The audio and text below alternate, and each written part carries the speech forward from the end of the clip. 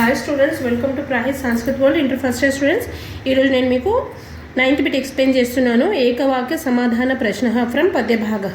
ఓకేనా? అయితే భర్తృహరి సుభాషితాన్ని చూడండి.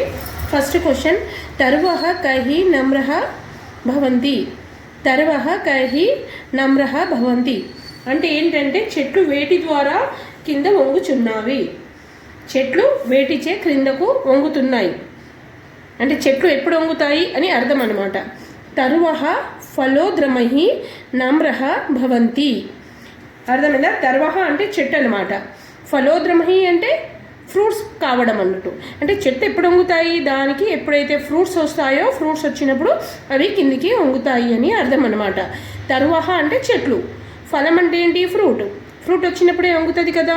తర్వః కైః నమ్రః భవంతి, చెట్లు వేటికి క్రిందకు వంగుచున్నవి ఆర దేని వలన క్రిందికి వంగుతాయి. అయితే తర్వః ఫలోద్రమైః నమ్రః భవంతి అంటే ఫ్రూట్స్ వచ్చినప్పుడు అవి కిందికి వంగుతాయి అని అర్థం అన్నమాట. కః పశుః భవతి అంటే ఏంటి, ఎవరు పశువుతో సమానము. ఎవరు పశువుతో సమానము? కః అంటే ఎవరు, పశుభవతి అంటే పశువు భవతి, పశువుతో సమానము. విద్యావిహీనః పశువు భవతి అంటే విద్య లేనివాడు పశువుతో సమానము అని అర్థం అన్నమాట. విద్య లేనివాడు జంతువు అని. ఖలసజ్జనాన మైత్రికా ఇవ భవతి అంటే దుర్జనులు మరియు సజ్జనులతో స్నేహం దేని వలె ఉండును అంటే మనకు శ్లోకం ఉంది కదా, దాని ప్రకారం ఆన్సర్ రాయండి. ఖలసజ్జనానాం మైత్రి కా ఇవ భవతి అంటే ఖలసజ్జనానాం మైత్రి దినస్య పూర్వార్ధ పరార్ధ భిన్నా ఛాయ ఇవ భవతి అంటే ఖలసజ్జనానాం అంటే దుర్జనుల యొక్క స్నేహము ఉదయం కాలపు నీడ వలె, సజ్జనుల స్నేహము సాయంకాలపు నీడ వలె ఉంటుందని అర్థం అన్నమాట. సజ్జనం అంటే సజ్జన్ అంటే మంచివాళ్ళు, ఖల అంటే దుర్జనులు అన్నమాట. ఓకేనా? నెక్స్ట్ సెకండ్ లెసన్ చూడండి. రాము విగ్రహవాన్ ధర్మ నుండి 3 క్వశ్చన్స్ ఉన్నాయి, ఎక్స్ప్లెయిన్ చేస్తున్నాను, జాగ్రత్తగా వినండి. గుహ కహ అంటే గుహుడు ఎవరు. గుహ నిషధాధిపతి.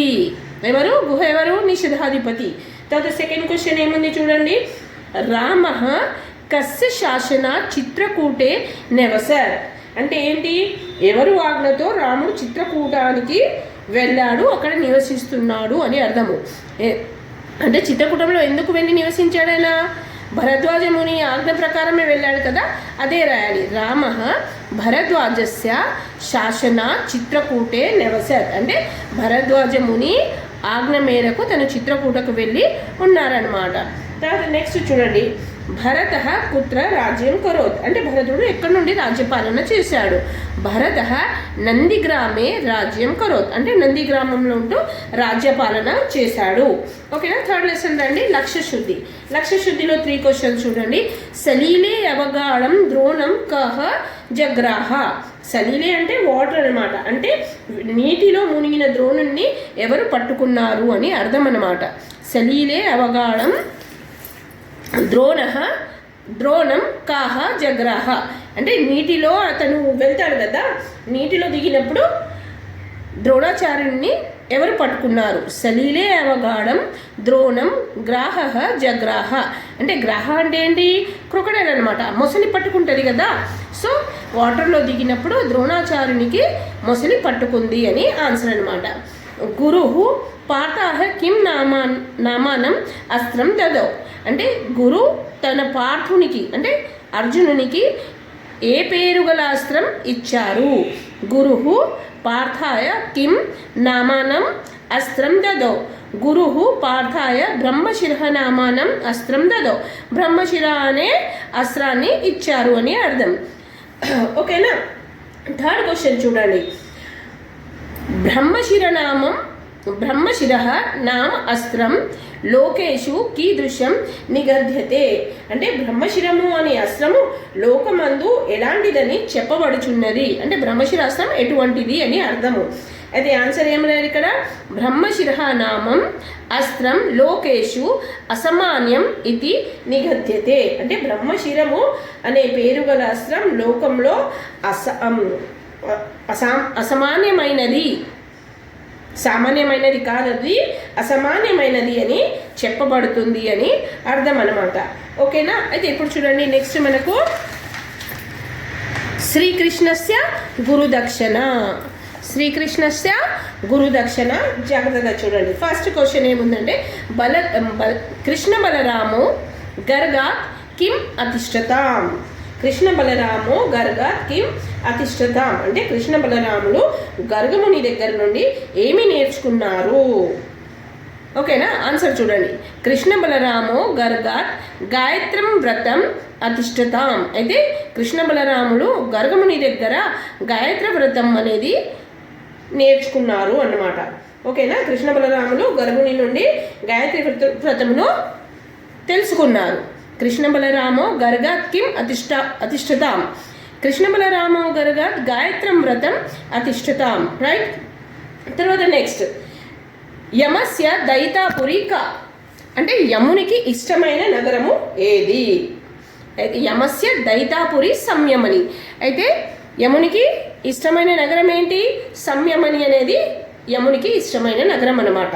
తర్వాత లాస్ట్ క్వశ్చన్ చూడండి. ఇందులో యదుత్తమౌ కౌ అంటే యదుత్తములు ఎవరు? ఓకేనా? అంటే యాదవ వంశమునందు ఉత్తములైన వారెవరు? యదుత్తమౌ అంటే యాదవులలో ఉత్తములు. కౌ అంటే ఎవరు? యదుత్తమౌ అంటే యాదవులో ఉత్తములు. కృష్ణ బలరాములు ఉత్తములు అని అర్థము. Okay. Now next come to గాన పరీక్ష. సురగాయనౌ కౌ అంటే సురగాయనౌ కౌ అంటే సురగాయకులు ఎవరు? ఎవరు సురగాయకులు? నారద తుంబూరో. సురగాయనౌ నారద తుంబూరో. రైట్. తర్వాత నెక్స్ట్ చూడండి. తుంబూర మే నారద పుత్ర ఇది కహ అవోచర్ అంటే ఏంటి ఇక్కడ? తుంబూర మే నారద పుత్ర ఇది కహ అవోచర్ అంటే తుంబుర నారదుడు నా పుత్రుడు అని ఎవరు చెప్పారు? విధాత చెప్పాడు. విధాత అంటే ఎవరు? బ్రహ్మ అన్నమాట. తుంబుర మే నారద పుత్ర ఇది విధాత అవోచర్ అంటే నారదుడు నా పుత్రుడు అని ఎవరు చెప్పాడు? విధాత చెప్పాడన్నమాట. విధాత అంటే ఎవరు? బ్రహ్మ. తర్వాత చూడండి. మునిద్వంద్వం కీదృశ్యం ఆంజనేయం యాక్సిస్ట్. ఓకేనా? మునులిద్దరూ ఎలాంటి ఆంజనేయుణ్ణి చూశారు? అర్థమేంటి ఇక్కడ? మునులిద్దరు. మునులు అంటే ఎవరు ఇక్కడ? నారద అండ్ తుంబురలు అన్నమాట. వీరిద్దరూ ఎలాంటి ఆంజనేయుణ్ణి చూశారు? మునిద్వంద్వం తపోనిష్టం ఆంజనేయం అంటే తపోనిష్ఠుడైన ఆంజనేయుణ్ణి చూశారు అని అర్థం అన్నమాట. ఓకేనా? ఇప్పుడు లాస్ట్ అయితే ఇప్పుడు 6th లెసన్కి రండి. మాతృగీతం. కా స్వల్ప జీవిత కాలే అనల్పం పుణ్యమార్జితవతి అంటే స్వల్పకాలంలోనే పుణ్యాన్ని పొందింది ఎవరు? అయితే స్వల్పకాలంలో ఎవరు పొందారు? జనని అనమాట. జనని స్వల్ప జీవిత కాలే అనల్పం పుణ్యం ఆర్జితవతి అంటే షార్ట్ టైంలోనే ఎక్కువ పుణ్యాన్ని సంపాదించింది. అధ్యాపి గ్రామే కస్య సుగుణ కీర్తనం విధతే అంటే అర్థం ఏంటి? ఇప్పటికీ గ్రామంలో ఎవరి గుణగణాలు జరుగుతున్నాయి? ఇప్పటికీ ఎవరిది?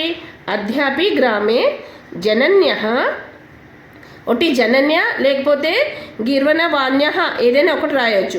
కాబట్టి గీర్వాణ వాణ్య రాసే బదులు ఒకటి జనన్య రాసినా సరిపోతుంది.